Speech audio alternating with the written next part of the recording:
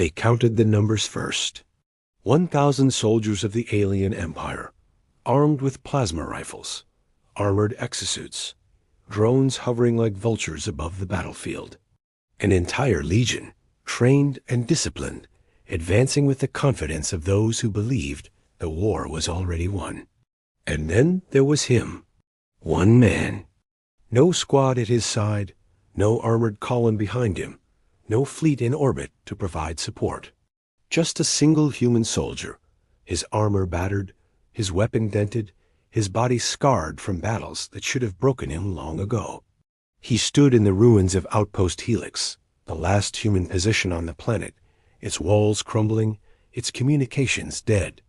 The aliens had crushed everything in their path, cities reduced to ash, armies shattered, resistance cells hunted to extinction.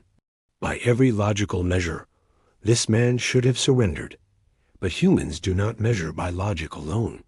He looked at the 1,000 soldiers arrayed against him, their ranks stretching across the scorched valley, and instead of fear, a grim smile touched his lips. Because in that moment, he understood something the aliens never would. This was not about numbers. This was about will. The galaxy would remember what happened here, not because of the outcome, but because of the defiance. And so, when the alien commander raised his weapon and gave the order to fire, the man moved. The first shots, the valley lit up with searing bolts of plasma. Explosions tore apart the rubble where he had stood, fire and smoke rising high. The alien soldiers cheered, certain the battle was already finished. But then, from the shadows of the ruins, came the crack of a human rifle. One alien fell, then another. The cheers faltered. Confusion rippled through the ranks. How could one man still be alive? He was not just alive, he was everywhere, moving like a phantom through the ruins, striking, vanishing, striking again. Every shot counted, every step precise. It was not brute strength that kept him alive.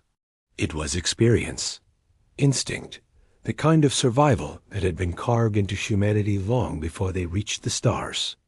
The aliens fired blindly, wasting energy, frustration growing with every missed target. Their discipline frayed, their confidence cracked, and the man kept fighting. The memory of fear for the alien empire, war had always been simple. Overwhelm the enemy with numbers, crush them with superior firepower, smother them with fleets and legions until resistance was no longer possible. Against most species, it worked. Against humans, it did not, because humans had something the Empire could not calculate: stubbornness that bordered on madness. And this man embodied it completely. Every alien soldier in that valley carried memories of their training, of victory after victory against weaker foes. But now they would carry a new memory, the sight of a single human, hopelessly outnumbered, refusing to stop. Fear crept in. Not fear of death. They were soldiers, trained to accept that, but fear of the unknown. Fear of a species that did not follow the rules of war. Fear of an enemy who should have broken long ago, yet stood tall against 1,000. That fear would spread far beyond this battlefield. But for now, it was a whisper, growing louder with every shot the man fired. The valley burned with the heat of combat. Dozens of alien soldiers had fallen, their bodies smoking in the dirt. Drones swarmed overhead, only to be torn from the sky by makeshift explosives the human had crafted from scavenged parts. He bled. His body ached. His strength waned. But still he fought. The alien commander, furious at the losses, ordered a full charge. 1,000 soldiers thundered forward, their war cries shaking the valley. And the man did the unthinkable. He charged, too. Alone, against a tidal wave of enemies, he ran straight into the storm. His rifle barked, his blade flashed, his fists struck. Every step was a defiance of reason. Every breath was a denial of death. And for the first time, the alien soldiers hesitated, not because they feared his weapon, but because they feared what he represented.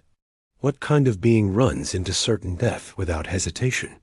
What kind of creature smiles as 1,000 enemies bear down on him? A human. The legend awakens. By nightfall, the valley was littered with bodies. Hundreds of aliens lay fallen. Smoke hung thick in the air, the ground scorched black. And in the center of it all, the man still stood, his armor shattered, his face bloodied, his hands trembling, but his eyes blazing with unbroken fire. The surviving soldiers pulled back, regrouping in the darkness, whispering among themselves. They no longer saw him as a man. They saw him as something else, something that should not exist. They called him the Beast of Helix. The name spread quickly, passed through radio channels, carried on desperate reports back to command. The Empire had sent 1,000 soldiers to crush one man, and still they had not won. What terrified them most was not the possibility of defeat.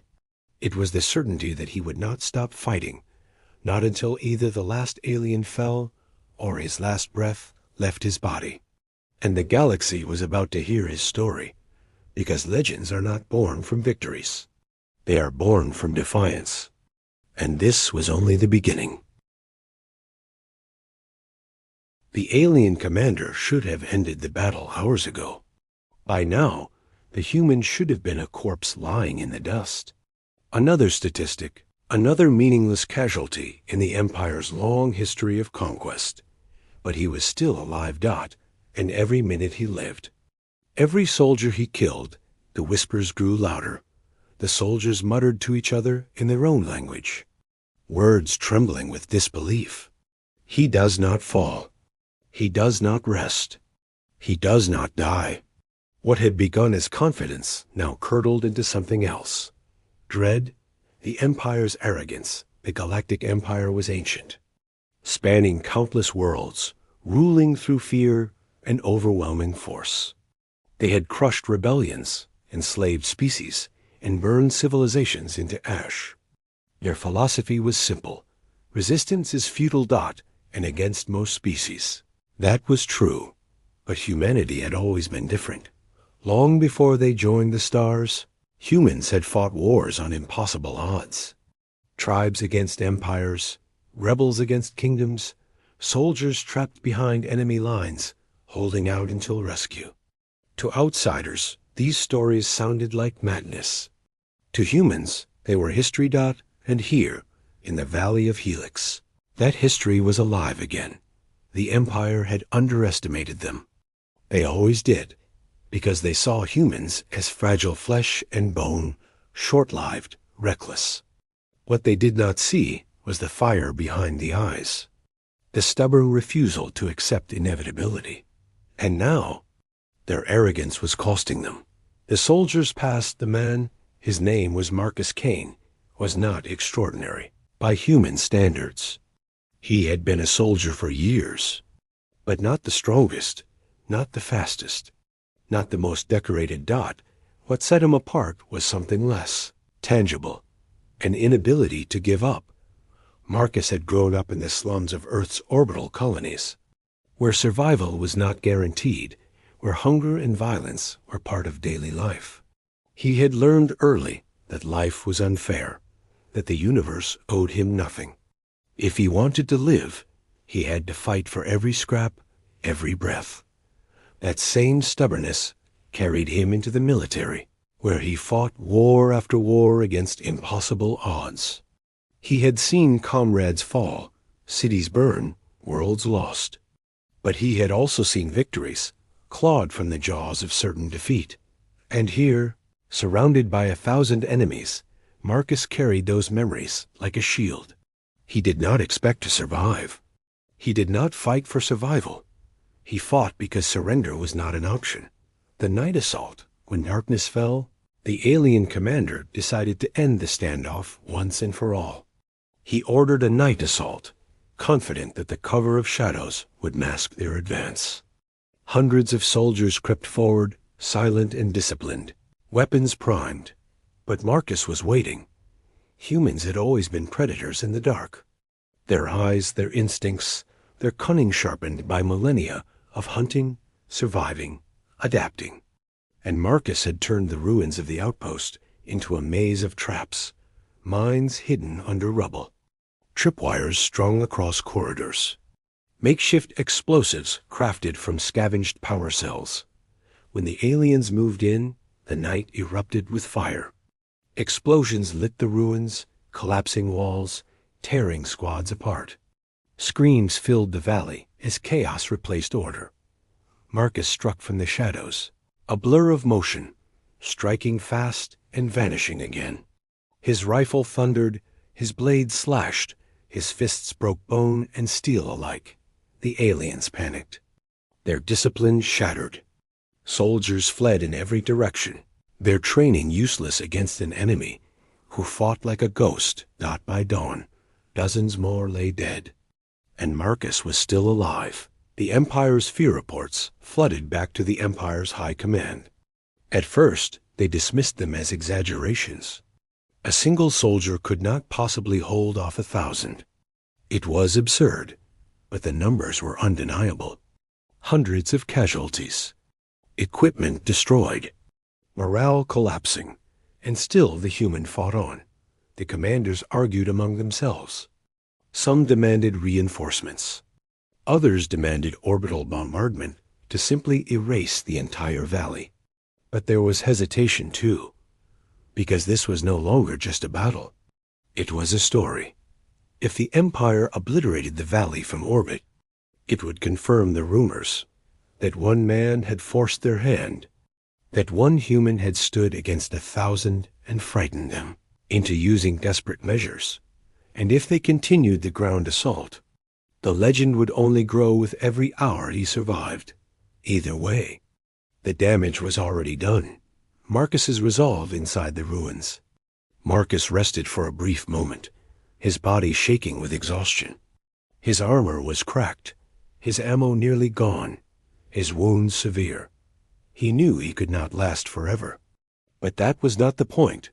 Every alien he killed, every hour he delayed them, every whisper of his defiance that spread through their ranks, it all mattered. Because war is not only fought with weapons, it is fought with belief. And Marcus had become a symbol. He thought of Earth, of the billions still living under threat. He thought of his comrades who had fallen in the early days of the invasion. He thought of the countless species crushed by the Empire, waiting for anyone to show them that resistance was possible. And with that thought, he rose again. The enemy's breaking point by the third day, the alien soldiers were on edge. They jumped at shadows, flinched at every sound, fired at ghosts. Their once proud legend had been reduced to paranoia and fear. The commander tried to rally them, barking orders, reminding them of their superiority. But in their hearts, the soldiers knew the truth. They were not hunting a man, they were being hunted by him. Marcus struck again and again, never letting them rest, never letting them breathe. He was wounded, bleeding, half dead, but still he came. And every time they asked themselves the same question: if one human can do this, what happens when there are more? The question spread like wildfire, from soldier to soldier, from unit to unit, until the Empire itself would be forced to face it. But for now, all that mattered was the valley, the 1,000 soldiers, and the one man who refused to fall. And the galaxy, though it did not yet know it, was watching. Because legends are not whispered forever. Eventually, they roared out, and Marcus Kane's roar was coming. The valley was quiet. Too quiet. The alien soldiers huddled in shattered bunkers and broken transports, their weapons clutched tightly, their eyes wide with sleepless fear. Every shadow looked like him. Every creak of metal, every whisper of the wind carried his presence. He had become more than a man to them. He was something else. Something worse. Whispers of a phantom. At first, they had mocked him. Then they had respected him. Now they feared him. The whispers spread among the ranks like wildfire. He is not human. He is a monster wearing human skin. He cannot die. He will never stop. One soldier swore he had seen Marcus take a plasma bolt to the chest and keep charging. Another claimed he had watched him disappear into smoke and reappear behind their lines seconds later. The stories contradicted each other, but the message was the same. Marcus Kane was unstoppable. And fear is a disease. Once it infects an army, it spreads faster than fire. The humans paying Marcus leaned against a crumbling wall, breathing heavily. His body screamed in agony. His ribs were cracked, his arm barely moved, and his vision blurred from blood loss. He had not eaten in days. His water was gone. Every breath tasted of smoke and ash. And yet he smiled. Pain was an old friend. Pain reminded him he was still alive. And as long as he was alive, he could fight. He whispered to himself, barely audible, "Not yet. Not today." Every time his body begged him to collapse, every time death seemed inches away, Marcus clung to one simple thought: if I stop, they win. If I breathe one more breath, I win. That was enough. The alien council far above the battlefield. In orbit, the Empire's Council of War convened aboard a massive flagship. Generals and strategists debated furiously. "This is ridiculous," one snarled. "We are wasting resources on one soldier." "Not a soldier," another corrected. "A symbol. Every second he lives, every alien he kills, every soldier who hesitates it, undermines us." They all knew the truth, even if they did not want to admit it. This was no longer a battle. This was a humiliation. If word spread beyond the valley, other species might rise up. Other humans might believe they could win. And if belief spread, control would falter. One man was dangerous enough. The idea of that man was far worse. And so the debate raged. Destroy the valley from orbit and admit they had been forced into it, or keep pressing the ground assault and risk losing more troops to his wrath. Neither choice was acceptable. Marcus strikes again that night. Marcus launched another attack. He slipped through the ruins like a shadow, striking fast and vanishing before the aliens could react. He stole weapons, sabotaged supply crates, rigged explosives. He fought like a man who had nothing to lose. And that terrified them, because soldiers fight to live. Marcus fought knowing he might die, and yet he fought harder than all of them combined. In one daring raid, he ambushed a command post, cutting down officers before they could rally their troops. He seized their comms, broadcasting his voice across enemy channels. "This valley is mine. Come and take it if you dare." The effect was immediate. Entire squads broke rank, retreating in panic. The commander raged, executing deserters on the spot, but it did not matter. Discipline was shattered. They were not fighting an enemy. They were being hunted by a ghost with nothing left to lose. Why they feared him to understand why Marcus Kane was feared. You have to understand the Empire soldiers. They were bred for war. Cloned, engineered, trained from birth. They fought because they were told to, because their empire demanded it. Discipline and order were their lifeblood, but they had never faced an enemy like Marcus. Humans are chaos. Humans improvise, adapt, break rules, rewrite them. Marcus did not fight by their logic. He turned their numbers against them, turned their weapons into traps, turned their fear into allies. He was unpredictable. And unpredictability, to a machine-like army, was death. The breaking point. By the 5th day, the alien army was unrecognizable, exhausted, paranoid, afraid of the dark, afraid of silence, afraid of a man they outnumbered 1,000 to 1. The commander called for reinforcements again, but his pleas went unanswered. High command was hesitant to commit more forces. They wanted results. They wanted victory. Instead, his army was unraveling, and Marcus Kane was still standing.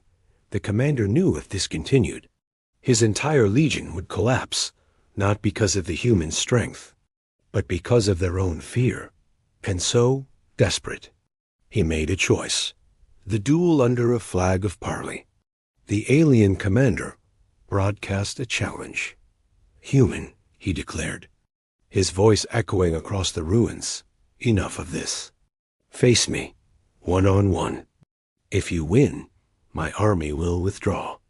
If you lose, your defiance ends." It was a trap. Everyone knew it. The commander had no intention of honoring his word, but Marcus stepped forward anyway. Bloodied, broken, barely able to stand, he accepted, because that was what humans did. They stepped into impossible fights, not because they thought they could win, but because not fighting was worse. The fight, the duel, was brutal. The alien commander towered over Marcus, armored in advanced plating, wielding a massive blade crackling with energy. Marcus had only a scavenged rifle, half its charge spent, and a combat knife dulled from overuse. The alien struck with precision and fury, each blow shaking the ground. Marcus dodged, parried, countered every move, fueled not by strength, but by sheer will. The commander sneered. "You cannot win. You are only a man." Marcus spat blood, grinned through broken teeth, and said, "That's why you'll lose." Because the alien fought for pride. Marcus fought for something far greater. The fight raged on, sparks flying, blood spilling. And in the end, when both were on their last breath, Marcus drove his blade into the commander's chest. Silence fell. The alien army watched in disbelief as their leader collapsed. And the human still stood. The legend begins. Marcus raised his knife high, blood dripping, his voice a ragged roar. "You will never break us." The sound echoed through the valley, through the alien ranks, through the combs. Soldiers dropped their weapons. Others fled. Discipline dissolved completely. 1,000 soldiers. One man. And in the end, it was the man who still stood. They could kill him tomorrow. They could bomb the valley from orbit. But it no longer mattered. Because Marcus Kane was no longer just a soldier. He was a legend. And legends cannot be killed. The duel was over. The alien commander's lifeless body lay sprawled across the dust. His ornate armor cracked, his blade embedded in the ground like a monument to his failure. Around him, silence hung heavy over the battlefield. 1,000 soldiers stood frozen, staring at the lone human swaying on his feet, his body broken but unyielding. Marcus Kane. He was not supposed to be alive. He was not supposed to win. And yet he had. The shattered army, the alien soldiers looked at each other, confusion spreading like wildfire. Their commander was dead. Their morale was gone. Their fear was now complete. Some dropped their weapons, surrendering outright. Others turned and fled into the wilderness, unwilling to face the human who had killed their leader. A few tried to rally, to attack in one final push, but the moment had already passed. The army was broken. Marcus collapsed to one knee, his breath ragged, his vision tunneling. But he refused to fall completely. He raised his blade again, not as a weapon, but as a statement. "I'm still here," he whispered, though his voice carried louder than any shout, and that whisper echoed across every soldier's mind. The Empire's humiliation news traveled fast. By the time the surviving troops scrambled back to their transports, the story had already spread through their ranks.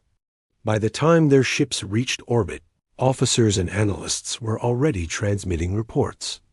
And by the time the high command gathered in their council chambers, the Empire itself was in crisis.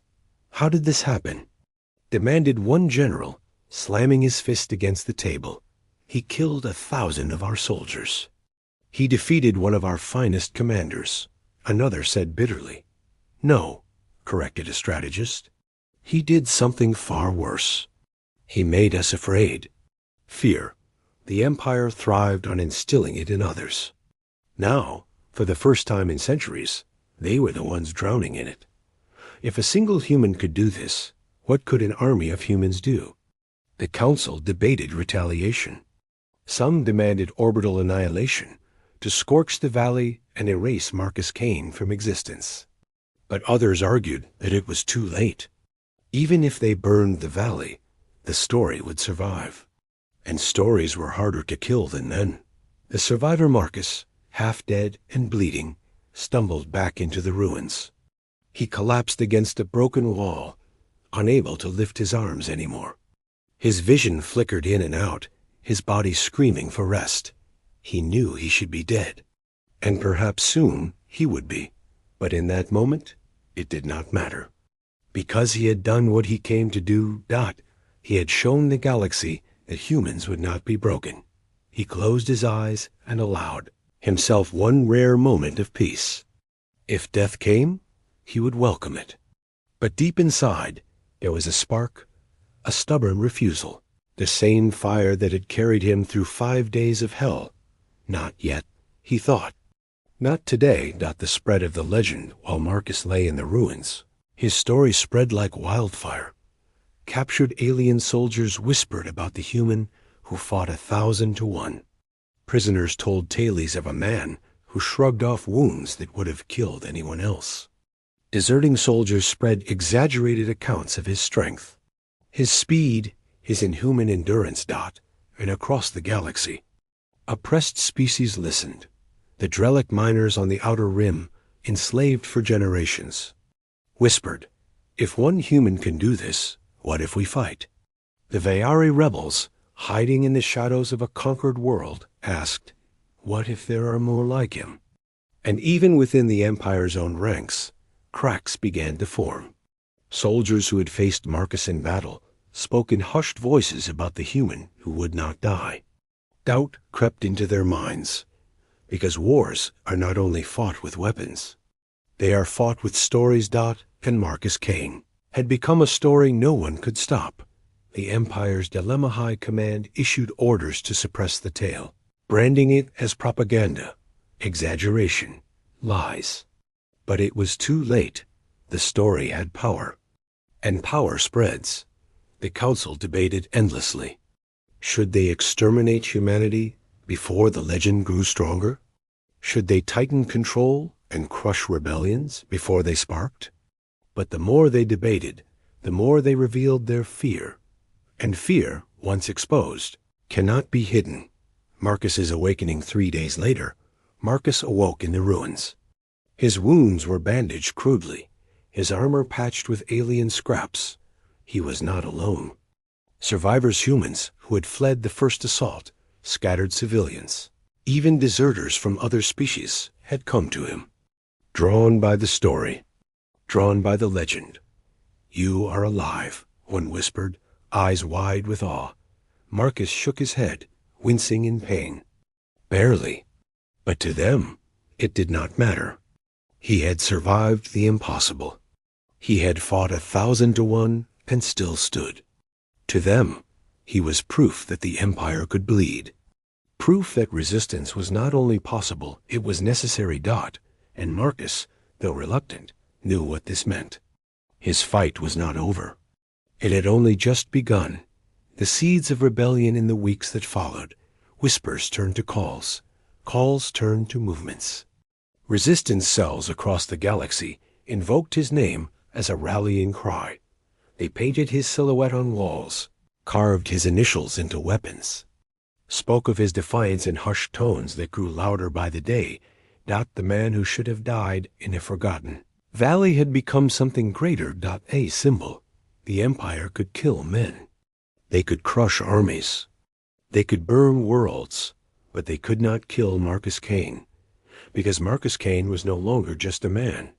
He was the embodiment of something the Empire had never faced before: human defiance.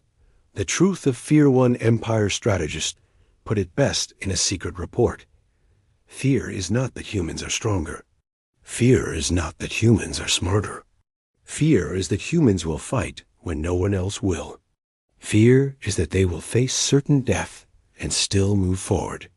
Fear is that one day it will not be one Marcus Kane. It will be millions. And that was the truth the Empire did not want anyone to hear. That was why they feared humans more than any other species, because where others surrendered, humans fought. Where others broke, humans endured. And where others died, humans survived, even when outnumbered 1,000 to 1. The Valley of Helix was silent now. The corpses of 1,000 alien soldiers lay scattered among the rubble, their weapons rusting in the dust, their transports abandoned. And in the middle of it all, Marcus Kane still breathed dot to the Empire. This was a wound to their pride. To the galaxy, it was a spark, and sparks, when left unattended, can ignite infernos. The whisper becomes a roar. At first, the tale of Marcus spread quietly, whispered among prisoners, smugglers, and mercenaries. Then it spread through encrypted channels, through rebel cells and resistance fighters. And soon, it was no longer whispers. It was chance dot in the slave pits of the Drexel system. Miners painted his name across the walls. Kane lives. On the outer rim, rebels shouted it before launching raids. Believing his spirit fought beside them. Even in the Empire's own core worlds, young soldiers began to question the stories they were told. If a single man could kill 1,000, then what else had the Empire lied about? The Empire tried to stamp it out. They censored broadcasts, executed anyone caught spreading the tale, and declared Marcus Kane a terrorist. But the harder they tried to bury the legend, the stronger it grew, because the galaxy did not see Marcus as a terrorist. They saw him as the proof they had been waiting for. Marcus the reluctant Marcus. Meanwhile, wanted none of it dot he had not fought for glory. He had not fought to be remembered. He had fought because surrender was not an option. Because death meant nothing if it meant defiance lived on dot. So when he awoke surrounded by survivors humans, aliens, deserters looking at him like he was a savior, he felt the weight of it crush him harder than any battle had. I am not your hero, he told them, voice hoarse, but they did not listen. They followed him anyway, because heroes are not chosen. They are made by blood, by sacrifice, by refusal to fall when everyone else does dot, and Marcus Kane, whether he wanted to or not, had become one. The Empire's desperation in the council chambers aboard the Imperial flagship. The debate raged hotter than ever. This cannot continue, one general spat. Every hour his legend spreads, the weaker our grip becomes. We must strike Earth itself, another declared. Destroy their homeworld, make an example of them. But others hesitated, because Earth was no ordinary target.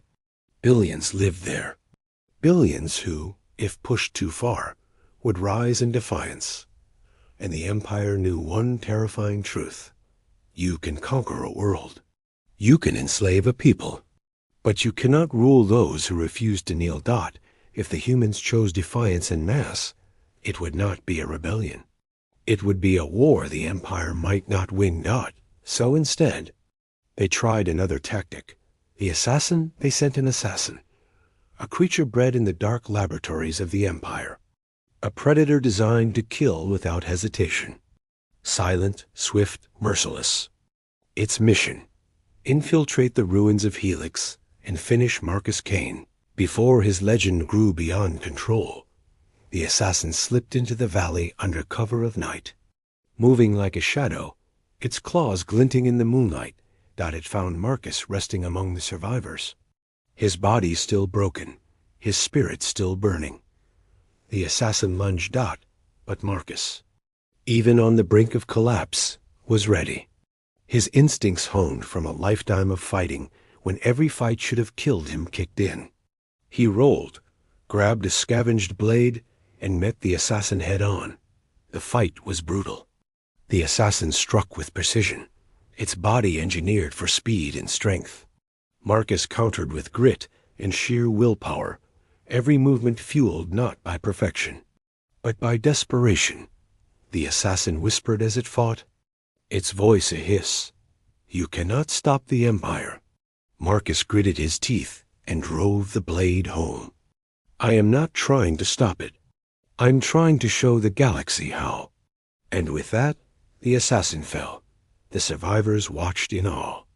The Empire had sent its deadliest weapon. And still, the human lived. The galaxy watches. The news of the failed assassination spread faster than even the battle itself. The Empire had tried to silence the human and failed again. And with each failure, Marcus Kane's legend grew.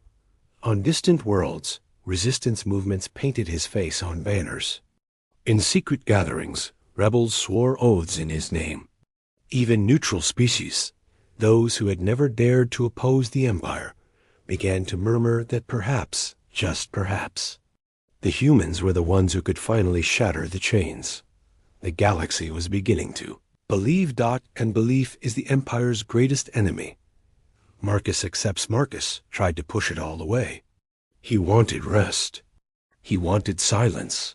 He wanted to be just a soldier again. But the universe would not let him.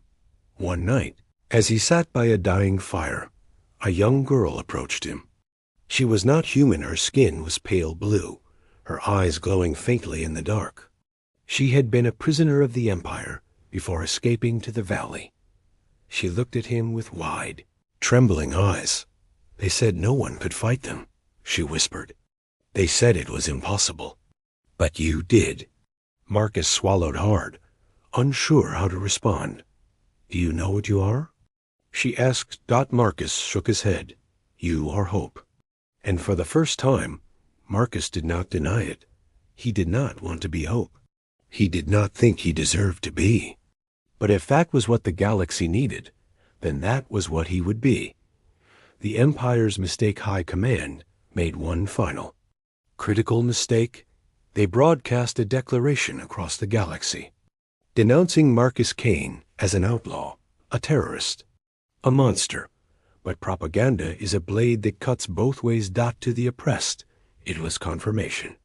If the Empire feared him enough to speak his name, then his legend was real. If they needed to brand him a monster, it was because they could not defeat the man. The galaxy laughed at the Empire's fear, and the legend of Marcus Kane burned brighter than ever. The coming storm, the Empire did not yet know it, but the Valley of Helix was the beginning of their end. One human, standing against 1,000, had shattered their illusion of invincibility. And soon, it would not be one human.